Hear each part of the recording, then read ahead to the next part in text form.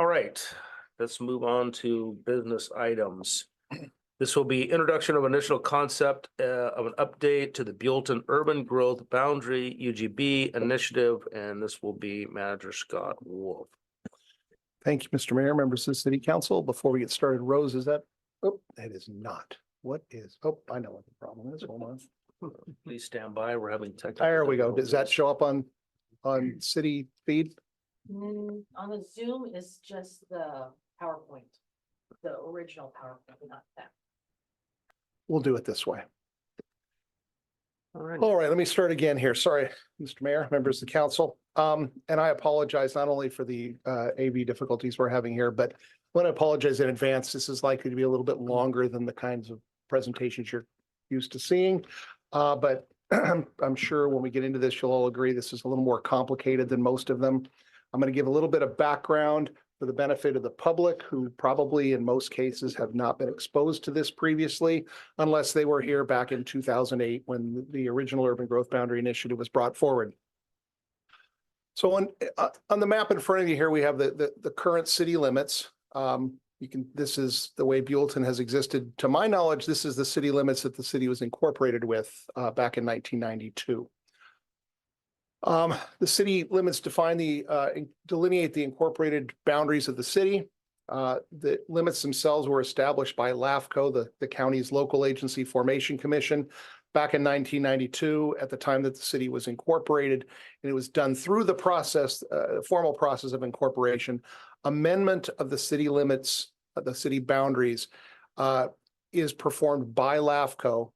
Could be at the request of the city, could be at the request of property owners outside the city through what's known as an annexation or a detachment process, depending on whether someone wants to come into the city or get out of the city. This is the city's current sphere of influence. You'll notice that it is the same as the city limit line. The sphere of influence, the purpose of this is to define areas that lie outside the city limits, which at some point the city might reasonably be expected to provide municipal services to. This again is established by LAFCO. The city doesn't have control over its sphere of influence. LAFCO approves those. The sphere of influence can be amended by LAFCO, and it is amended periodically by LAFCO through a process they're about to start right now. This process will probably take a couple years to move through.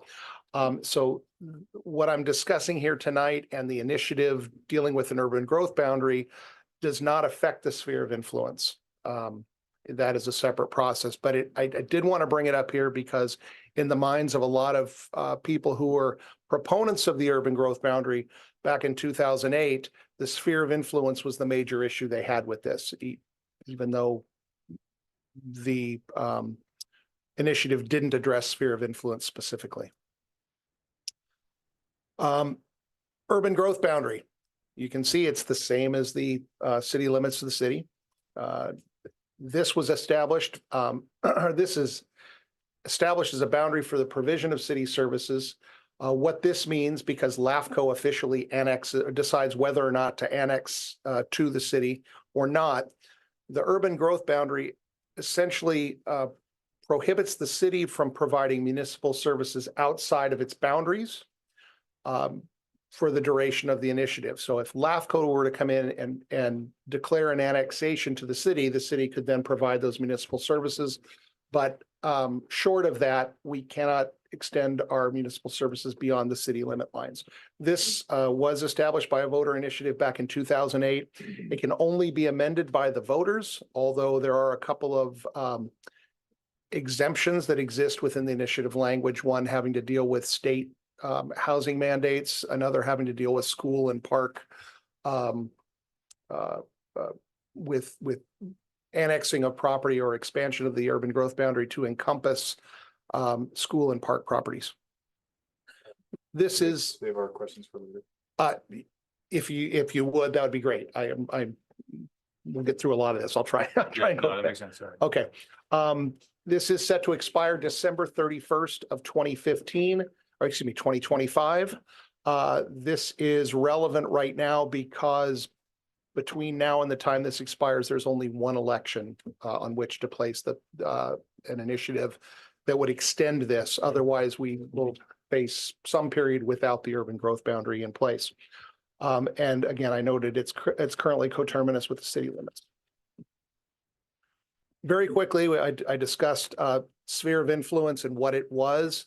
As I've moved through this process, trying to bring the city council and the public a starting point for discussion, which is what tonight's business item here is about, recognizing that in the minds of a lot of people, the sphere of influence is the big issue.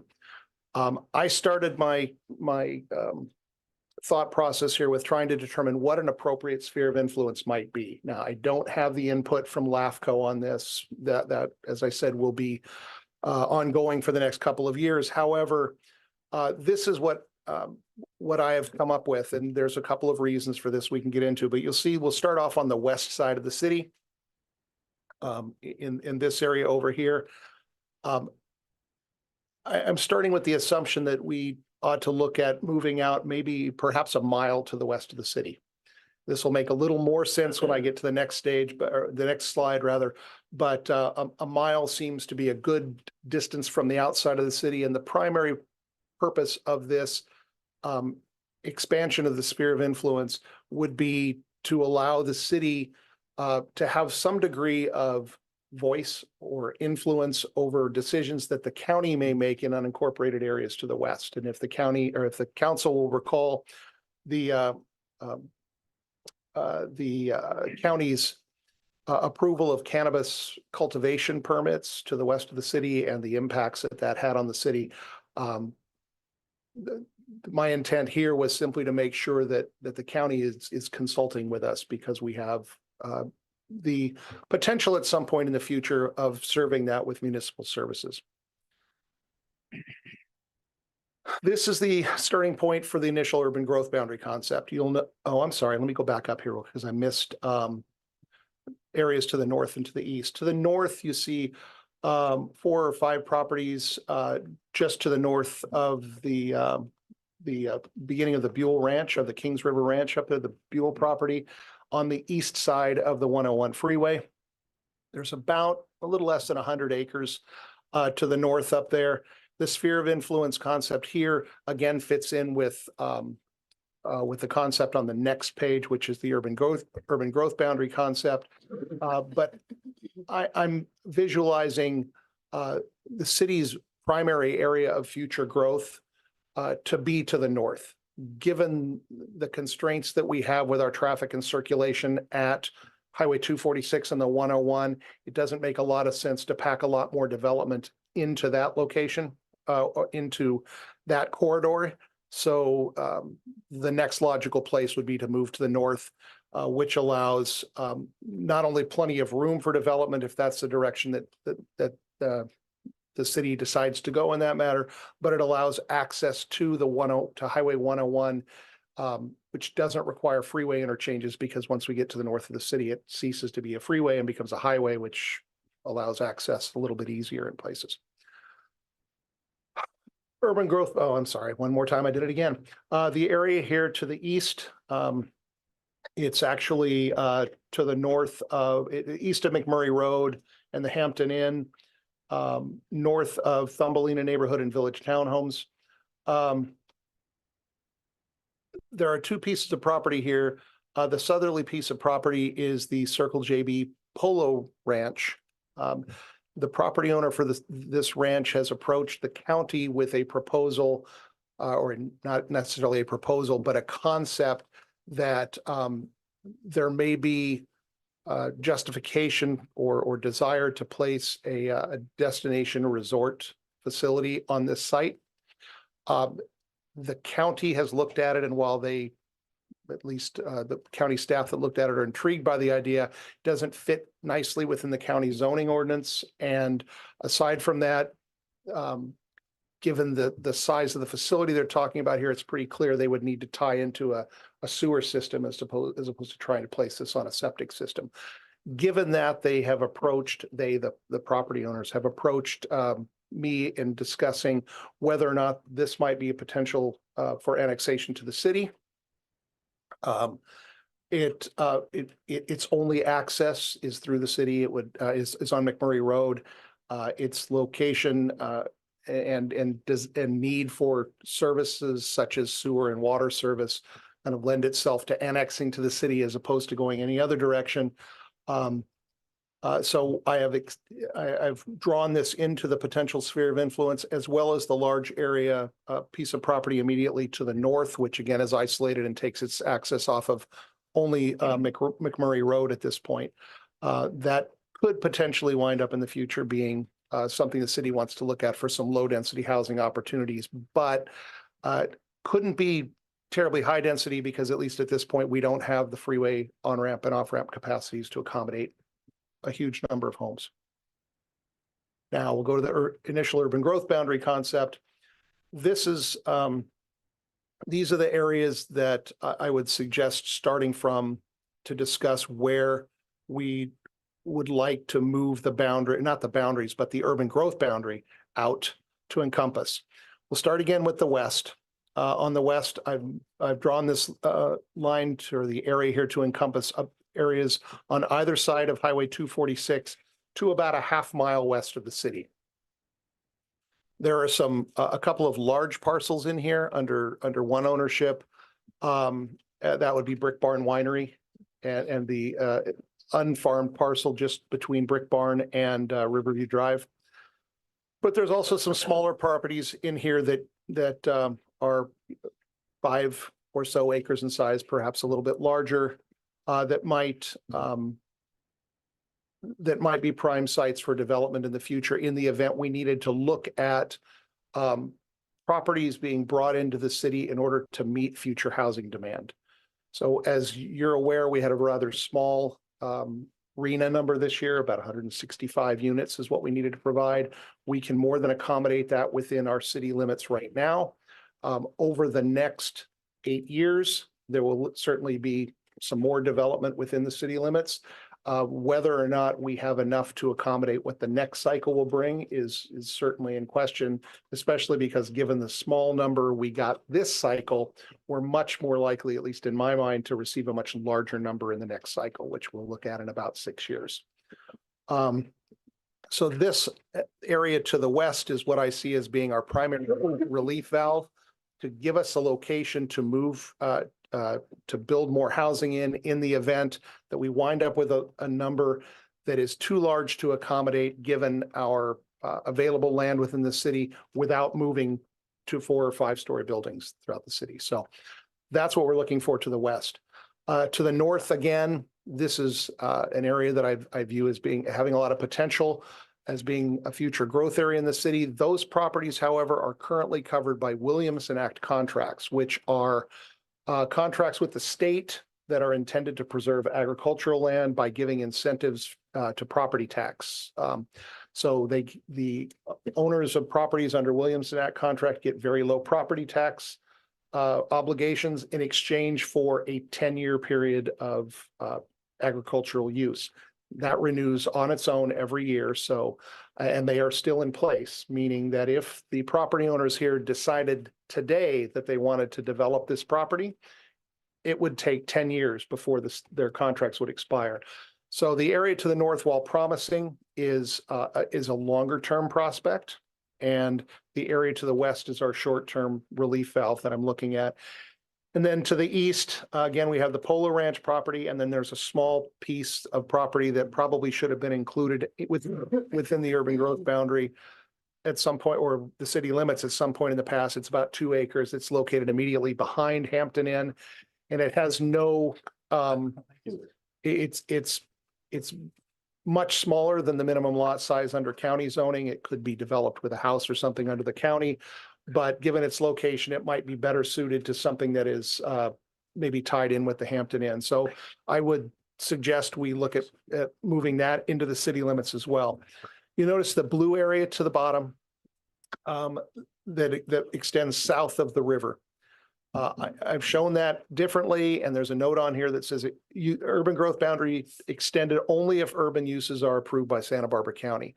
The reason that's here is that 3.5 years ago, there was a group of property owners that are shown in this area that's outlined here roughly, that came to the city asking for consideration for annexation. And they had some projects in mind. One was a hotel, one was a truck stop property just on the other side of the river. And then there was a resort, an RV resort, similar to the Flying Flags concept proposed on the opposite side, the east side of the freeway, as well as some sports fields that were part of the mix. We asked them to go and do some public outreach before coming back to the city council and requesting that formally. They went away, but they have not come back. I understand they've been talking to the county. And so since the city is not in dire need of a hotel at this point for revenue purposes or Flying Flags, another Flying Flags type of facility, I'm not certain that there's much value in pursuing that south of the river. There's considerable concern on members of the public that I have spoken with about extending to the south.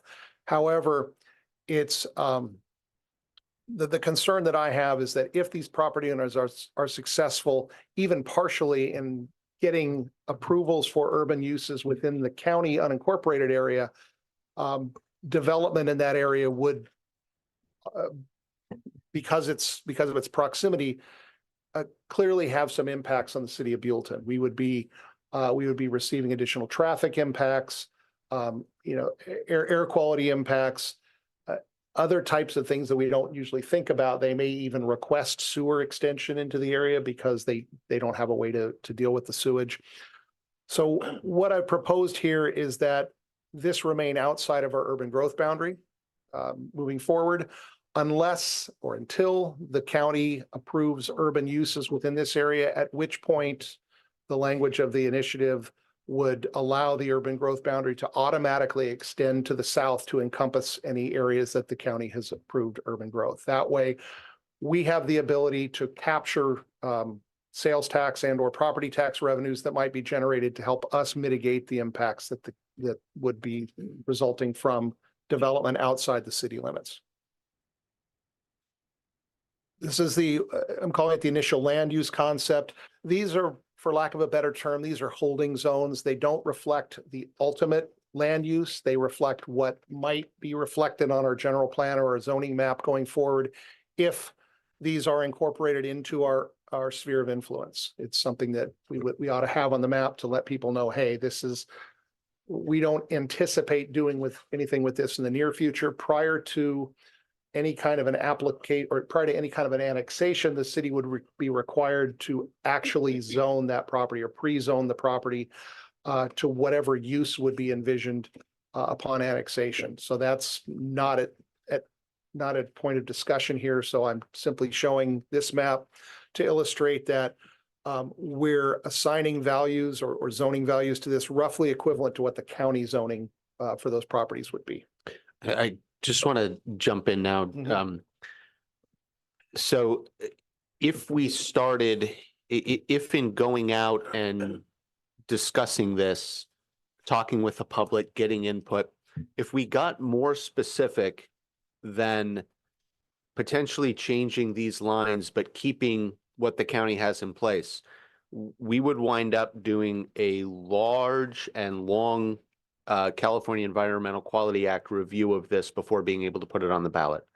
By limiting it to this and by not getting into details of projects, a much shorter CEQA study can be done. And that's fair and that's right, because any actual annexation, any actual zoning would go through LAFCO and a CEQA study would be done then. And when any actual project came, a CEQA study would be done on the project. So there may be frustrating points for the five of you and for the public when they talk with the city manager about this, because there aren't real details yet. And the reason there aren't real details is we have a short period of time in which to get this on the ballot, and the environmental impact report that might be required could take a year or more. And then we would miss the window for getting this on the ballot. So when he says we're going to sort of leave it where it is today, it's the placeholder. It truly is, but there's a good legal reason why there's a placeholder. and a good legal reason why more specificity would actually undermine the very thing that is being attempted to be done here. Back to you, sir. On top of that legal reason, the practical reason is that we have for this is that there have been no projects formally proposed or discussed. At this point, as I've mentioned, we have the Williamson Act contracts to the north. We've had, we've had urban growth boundary in place to preclude any development to the west, and we have not been approached by anyone. The only group we've been approached with has been the Polo Ranch, and that's a very conceptual, hey, what would the city think if we were to propose something like this?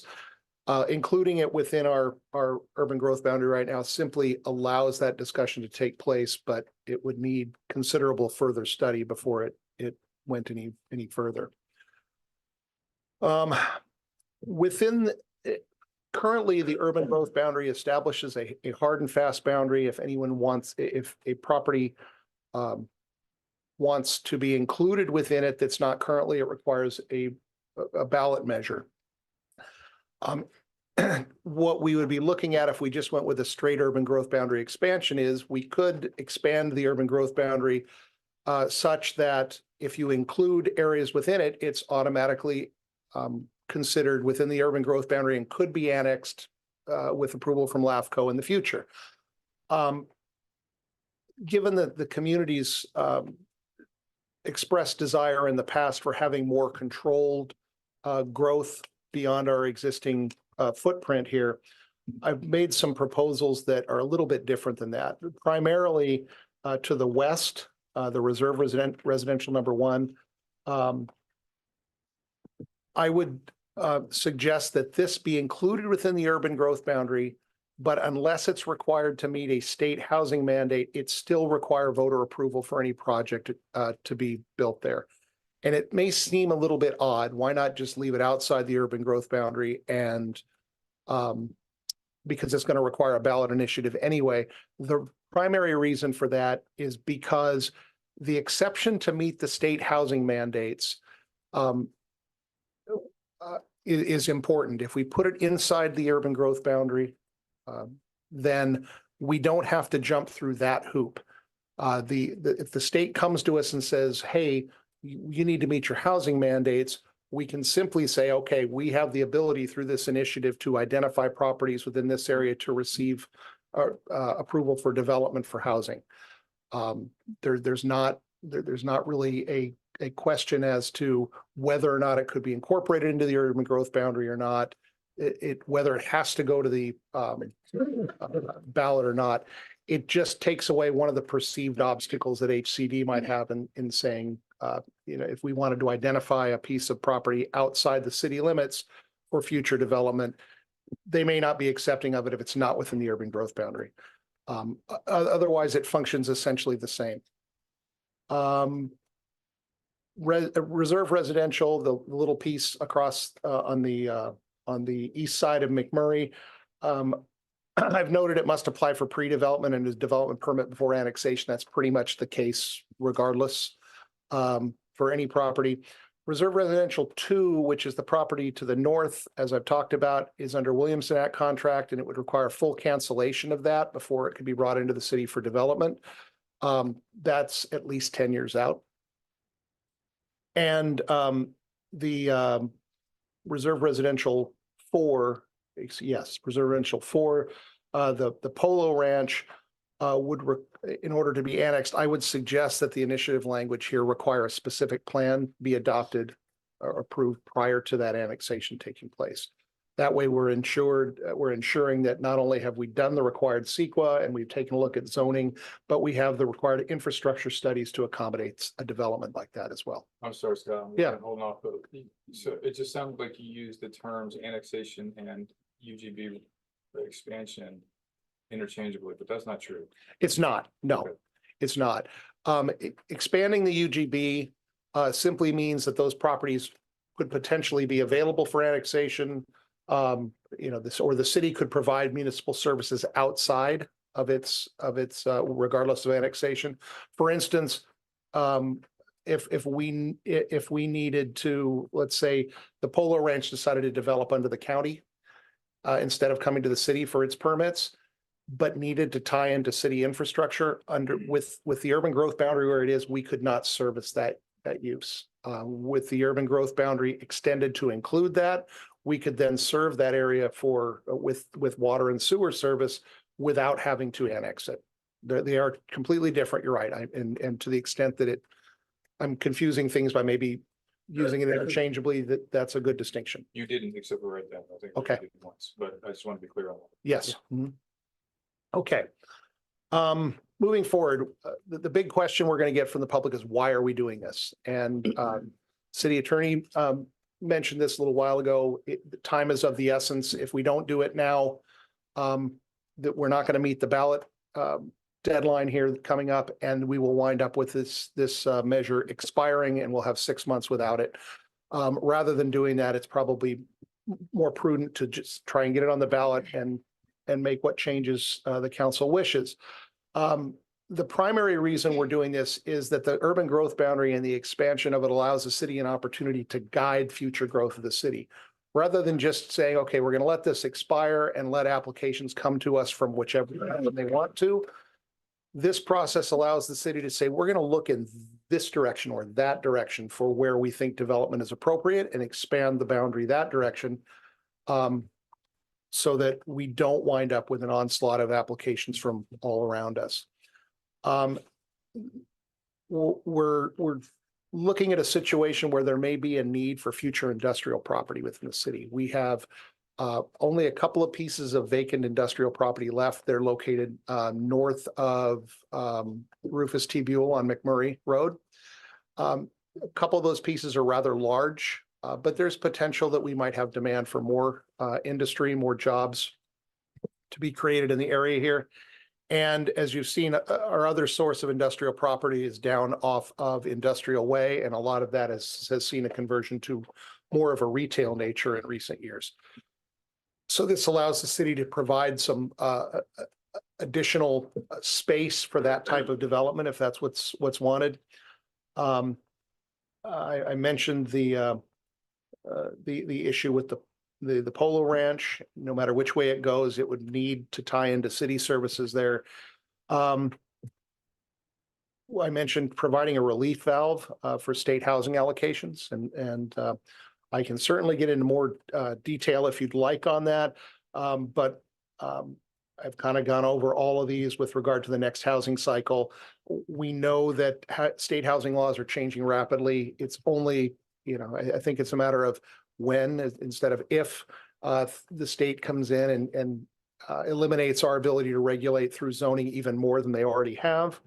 And our current limitations or our current exemptions under the existing urban growth boundary initiative don't provide that degree of protection, because I can get into that later if you'd like. Lastly, it's to protect city interests. The city should have flexibility to determine, to some degree at least, what is in its own best interests and what development is appropriate. While this is a voter approved initiative, it does throw another obstacle in the way of the city council in terms of being able to act rapidly to address a particular issue that may come up and need immediate attention. This is what's being proposed here is not a removal or a negation of the urban growth boundary. It's simply an opportunity to discuss loosening the restrictions in certain areas so that we have that ability and that flexibility to move to react to outside influences if we need to. Oops, I'm sorry. As I mentioned, this business item tonight is a starting point. There's no decision asked for tonight. This is simply the introduction of the item, and we're going to put it out for public input. We can certainly take public input tonight if there's any to be had. It doesn't look like at this point that there is. But I have put together on the city's Buellton Engage page a project page for the urban growth boundary update. All the information that's being discussed here tonight is on that page, as well as an opportunity to sign up for input, for email alerts and and future requests for input. I would ask that anyone wanting to submit input between now and the Planning Commission workshop date of March 21st, email it to me directly. Through the whole process, that would be fine. My email address is scott@cityofbuellton.com. As of March 21st, I'm asking that the council authorize me to bring this to the Planning Commission as a workshop, let them talk about it, attempt to get more public input. The updated information will continue to be found on Buellton Engage. I will additionally create some sort of a survey or another engagement tool to try and solicit more detailed input without having people need to write me an email, but I would always encourage people to write the email. We will be taking all written comments that we receive and compiling them and posting them online on the Buellton Engage page. The file is there already with two comment letters I've received already, one from Larry Bishop, one from Judith Stoffer. And that will be updated about every 2 weeks. The third phase would be the city council workshop and public input. I'm proposing the council meeting of April 25th for that. And that would give us another month following that meeting, roughly, for additional public outreach and input to be received. And then the last phase of this would be the city council meeting of May 23rd, where you can also take public input. This date is selected because the city council will need to determine whether or not to place a ballot initiative on the upcoming November election. And that should, the May 23rd date is the last date we can reliably make sure that that gets placed. If we go any later than that, we start to run into the county's budgeting process, and it's more difficult to get things on their docket. And so we want that information. We want the any decision the council makes regarding placing a ballot initiative on their docket in there before that June 1st date. Our recommendations for you this evening: receive the report, ask me any questions that you would like, or the city attorney. If there are any public comments that come up, please take those. Give consideration to the process that I showed you in the last slide. Make changes as you deem it appropriate, and then give me the direction to move forward or not as you see fit. And again, I apologize for the length of this. It could have been much, much longer, as could the staff report. But at this point, I'll go ahead and conclude my remarks, and I'm happy to answer any questions the council has. All right, any questions for us? And thank you, Scott. That was very comprehensive. Any questions from Ms. Lewis? No questions. John? No, just considering this moving west, would that, if that became city limits, would we be able to lower the speed limit on 246? No, not any more than we can currently. I mean, but it would take 45 out further. Yeah. Well, no, what the council member said is right. Could you take 45 out to the city limit? You'd have a much better chance of Mhm. having Caltrans agree to lower the Yes. speed limit Mhm. because it would be considered related to the city, City. where now it's a hard stop. So that's a very good point. We could at least have that conversation, whereas Right. now we don't have any grounds to have the conversation. So thank you, sir. Yes, and certainly if there were subsequent residential development out that direction, the speeds would need to slow down, and they probably would slow down somewhat, giving more credibility to a request, because they tend to base it on a certain percentile of average speeds anyway. So Okay, thank you. You'd have to do a speed survey. we do, yes. Hudson? It was John then. Did you Yeah. I'm done. Yeah. have a bunch? Okay. So just piggybacking on what John said, I know this is probably getting putting the cart ahead from the horse, but if that was zoned just residential, I would ask the question is whether or not that was a good decision, just because of the nature of the 246 and the speed zone, and whether or not it'd be appropriate to have a commercial buffer before residential. Also prime commercial zone on the highway, but just throwing that out there. I did want to ask the southern expansion across the Santa Rosa Bridge there. I don't know the name of that bridge, the correct name of that bridge. If anybody else has the name. Santa Rosa. Santa Rosa. Santa Bridge. Rosa, Santa Rosa. Um, Would, if the UGB was extended, and we annexed that land from the county, would there be any interference with proposed riverview trail easements that we have along that area? There shouldn't be. The trail easements are in place currently. So it's just our property. Yeah, where we have easements, we have the ability to build that trail. Expanding the city limits to the south would not impact that at all. We would still have easements where we have easements, and if we don't have easements over property, we still would not, even if we annexed them. Okay, and the easements that we have are on the north side of, The San Ynez River. right? Yes. So one of the concerns I have is that we had this restriction on the UGB with the idea that with the western extension, and that would be a restriction that it would only be expanded if we needed it for RENA allocation or housing element or HCD Yeah, housing plans, right? my suggestion is that we expand the urban growth boundary out a half mile. But we'll go ahead and require development projects coming through to go to have a ballot measure for them, unless we're doing it to meet state housing requirements.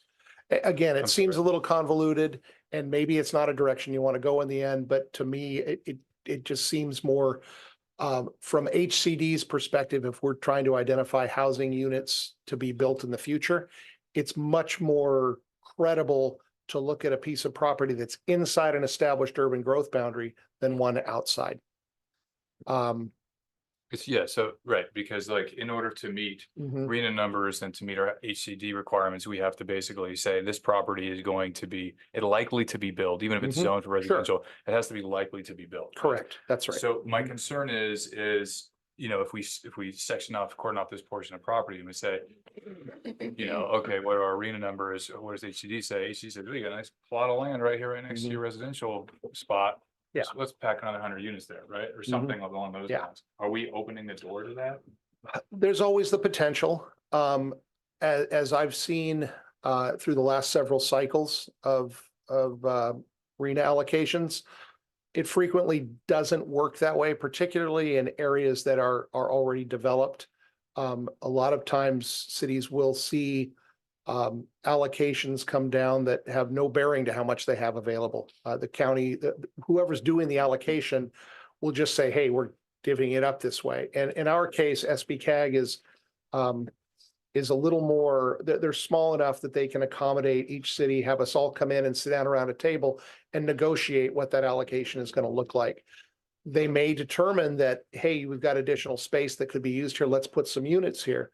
The last allocation we had took a different approach, and rather than looking at who has the room for the units, they looked at it from the standpoint of where are the units needed in the county.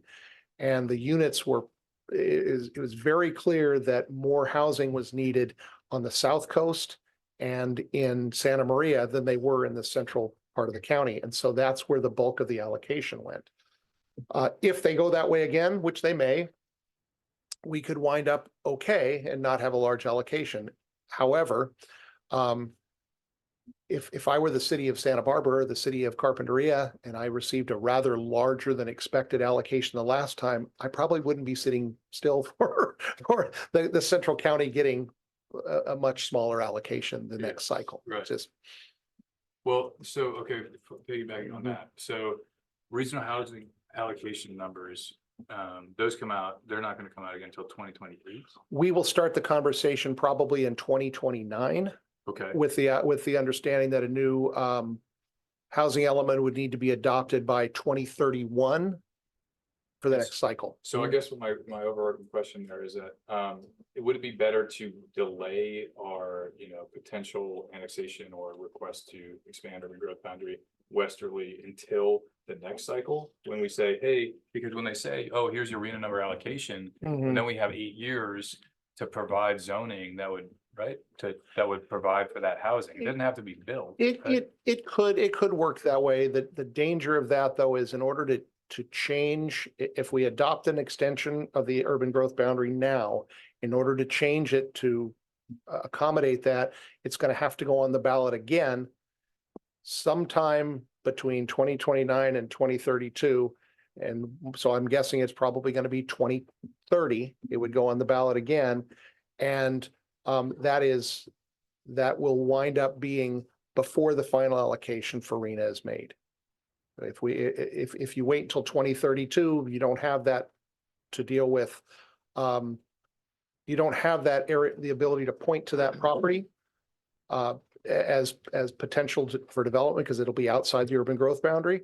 And if you do it in 2030, it'll be done probably before the allocation process will probably be done while you're working the ballot measure. So it's, you're not fooling anybody. I mean, the rest of the county will know that we're going through a ballot measure to expand our urban growth boundary, and will accommodate likely with the allocation at that point. Well, I guess what my question then is like, but what if we didn't put it on the, I mean, if we waited to do the ballot measure to get the westerly expansion until after we had arena numbers allocated? Again, the problem with that is that once the RENA numbers are allocated, we have to update our housing element and demonstrate that we have the ability to accommodate those housing sites. If we can do that with a site that's already reasonably expected to be able to be developed within the city, we're not as likely to run into a situation where they're forcing us to identify housing locations that are within the city limits, and the only way to meet our numbers that way is to build up.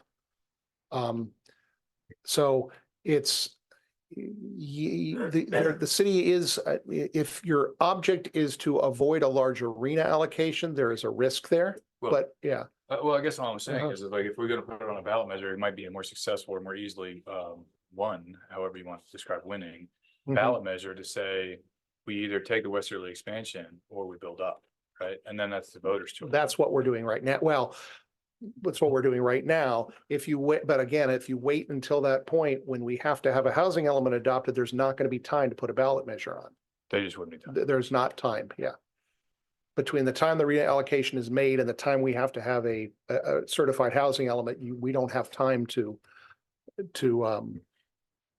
run a ballot initiative and put it on the Hoop. I shouldn't say we won't. I should say, I don't think it's likely we'll have enough time for that. So, Okay.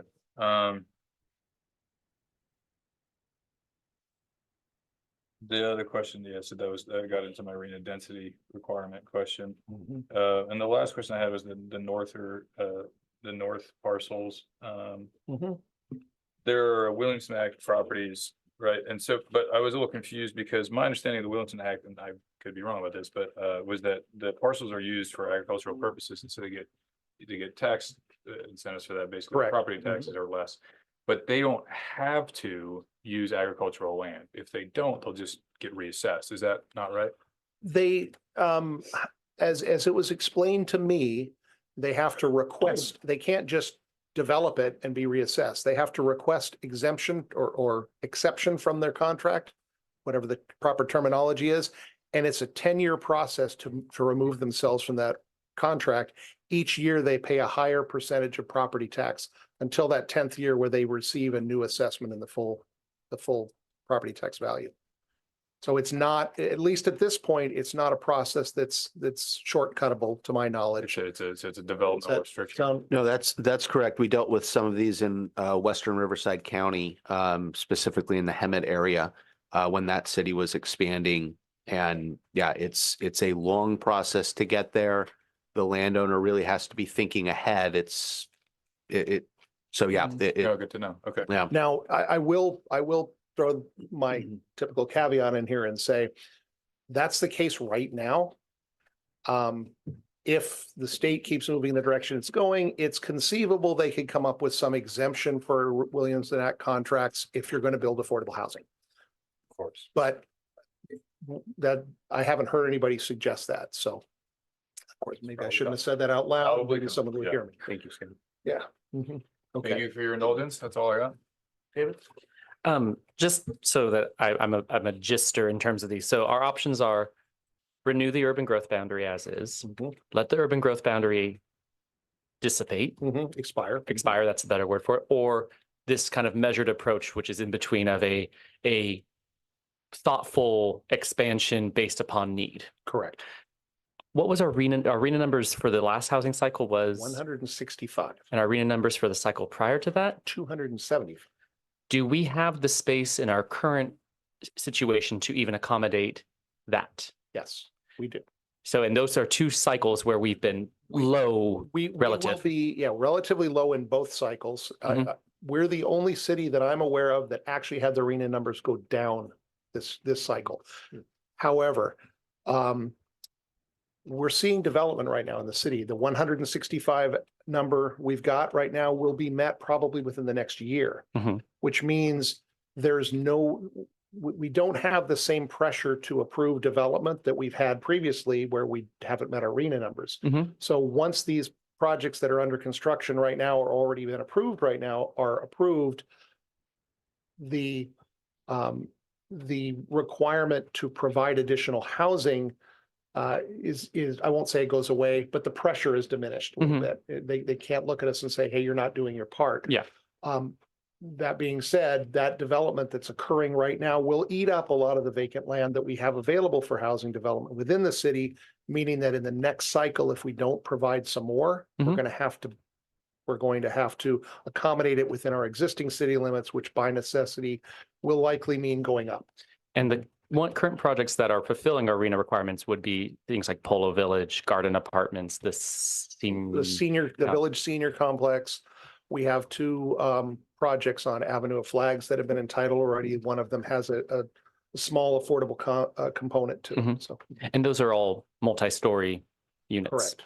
And so at this point, when we're discussing options and when we're trying to think of thoughtful planning for it, really it's the density versus the sprawl discussion every time. Correct. And so our options are either to stare down the state and hope they blink first, which they never do, or to assume that there will be an arena number that we need to accommodate. And this allows us to have some say a bit more cordially with them compared to a builder's remedy being the way it's Yes, recovered. it gives us some flexibility and you know, it's not, I hate to put it in that juxtaposition. It's you know, with sprawl as the end result.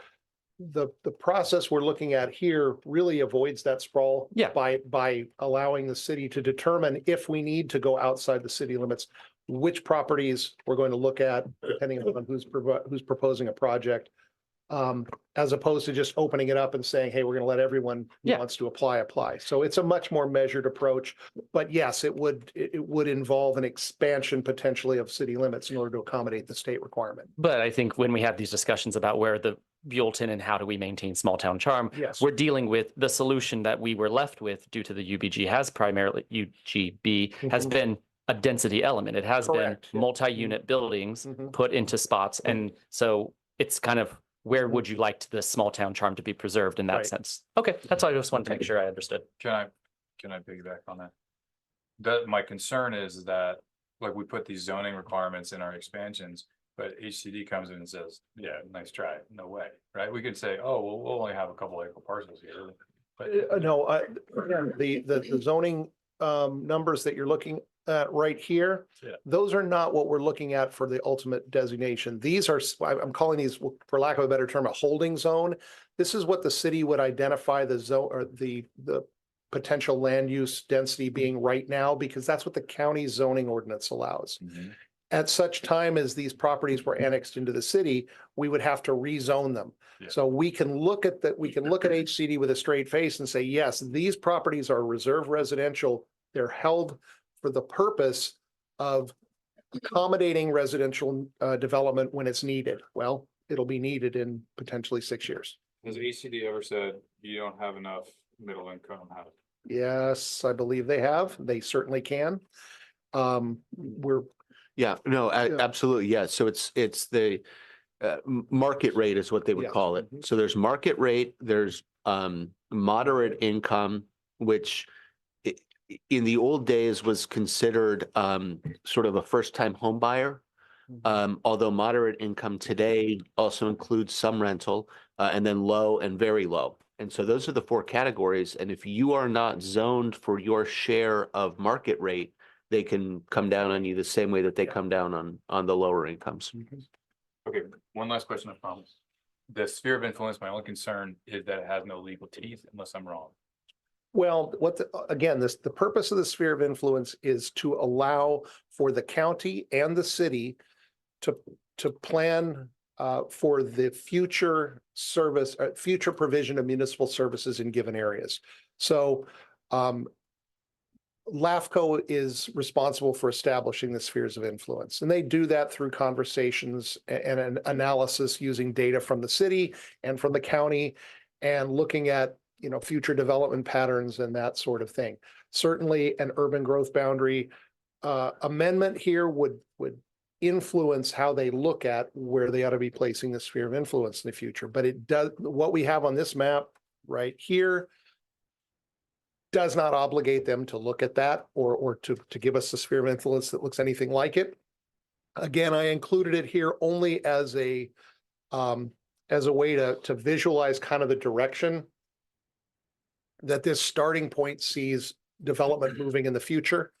Because I know that in 2008, when this came up, there was a great deal of concern from property owners to the south of the river that there was going to be a push to incorporate to the south.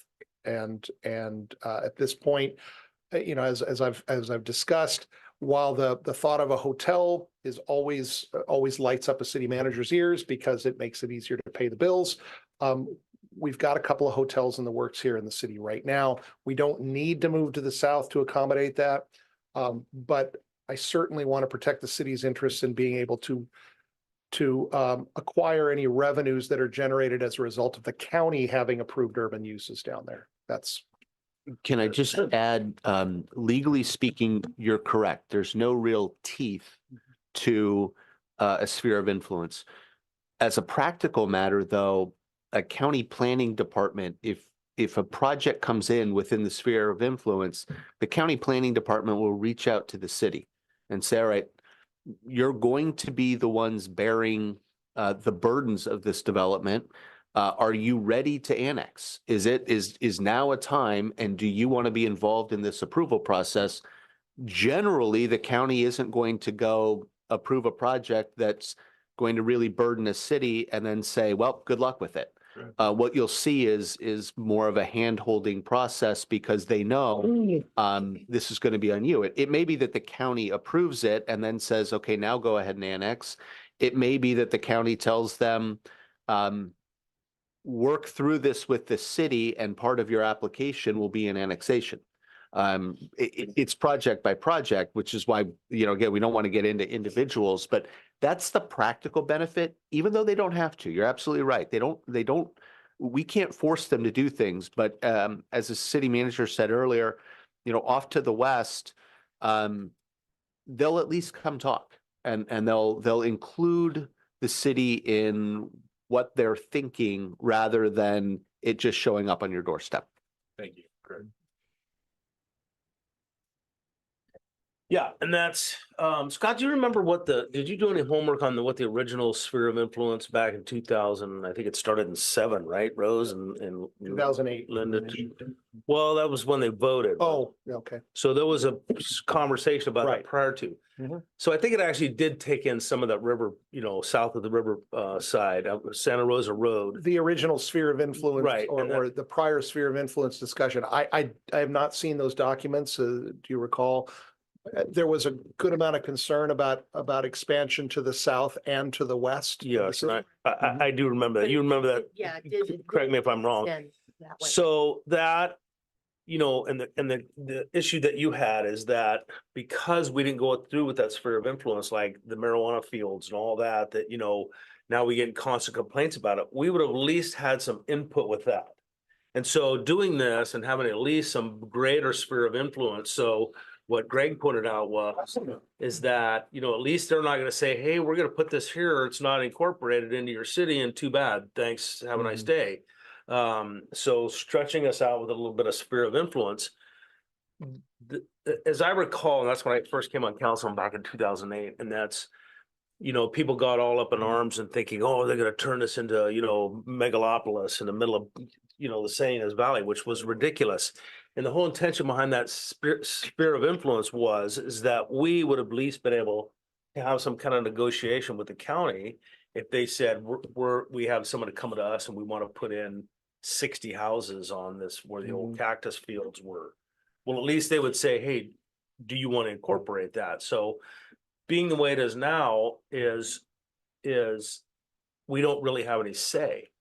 You know, if they want to put that polo field in and they talk to the right people on planning, or they talk to the right people in the supervisor's office, they may put it in, and like Scott pointed out, we get the brunt of that. We're gonna have to supply them with water and sewer and all that, get no revenue.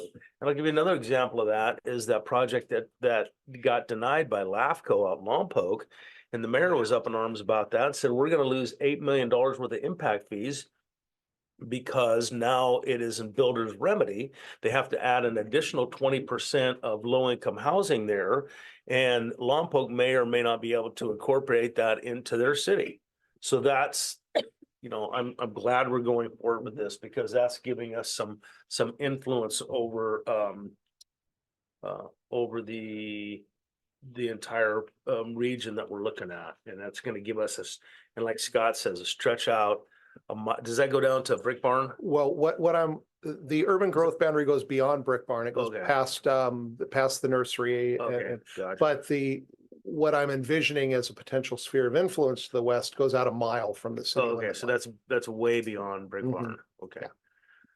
All right, and Hudson, I see that you have another question. It was just a point of clarification because I know there's builder's remedy and whatever else gets tossed around a lot, Mhm. but my understanding is builder's remedy comes into play on a commercially zoned property when we haven't had our housing element.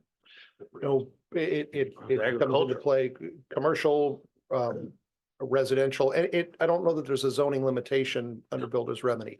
So we don't have to worry about it currently because we have a certified housing element. Right, so We're not it's subject to only- builders. It's only if our housing element is out of compliance, And ours is not. and ours is not. Right. But that's not to say that we might not have a different outcome. You know, we were real close to, we could have received a builder's remedy for about a month and a half because HCD seemed to be processing things very slowly. No, there's Uh, not, but I just want everybody so- to be clear because they, Yeah. you know, it's like a sword of Damocles over our head or something Mhm, that we gotta be cautious of, but it's only Yeah. if our housing element is not approved. That's If our correct. Housing element is approved. Yes, Right. it is. But that was agricultural land that Yeah. Right, LAFCO so- refused to turn into residential and then got builder's remedy of it. Yeah. Okay. Okay, anything else? Any input from the public on this? I have one more question. Oh, yeah, John, go ahead. Sorry, Dave.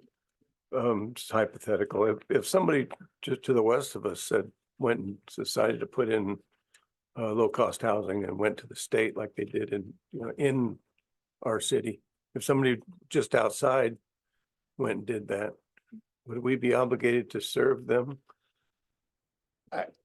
I'd have to say it's going to depend on the circumstances, the proximity, the zoning, whether or not the county is going to approve it. There's a bunch of different things to come into play, but Greg, Yeah. you have any? Yeah, that would have been my answer as well, is